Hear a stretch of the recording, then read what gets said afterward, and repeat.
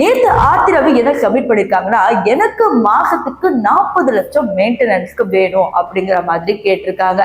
இப்ப இந்த செய்தி சமூக வலைத்தளங்கள்ல பரவப்பட்ட உடனே ஆர்த்தி ரவிக்கு இருந்த சப்போர்ட் அப்படியே குறைய ஆரம்பிச்சது. ஆர்த்தி ரவிக்கு ஒரு அனுதாப அலை இருந்துச்சு.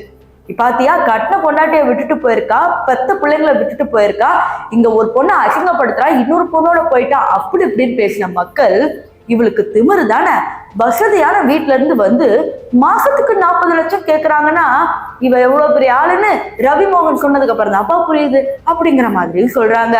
இருந்தாலும் ஆர்த்தி ரவி தரப்புல இருந்து என்ன சொல்றாங்கன்னா, இது வரைக்கும் எங்க காசு மூலியமாவே ஜெயம் ரவி பல்வேறு விஷயங்கள் பண்ணிருக்காங்க, அதனால மாசத்துக்கு 40 லட்சம் கொடுக்கறதுலாம் ரொம்ப கம்மி. அதாவது 40 லட்சம் அப்படிங்கிறதுலாம் ஒரு காசே கிடையாது ஆர்த்தி ரவி குடும்பத்துக்கு. ஏன்னா இவங்க அந்த மாதிரி ஒரு ஹைஃபை ஃபேமிலியில இருந்து தான் வந்திருக்காங்க அப்படிங்கிற மாதிரியும் சொல்றாங்க.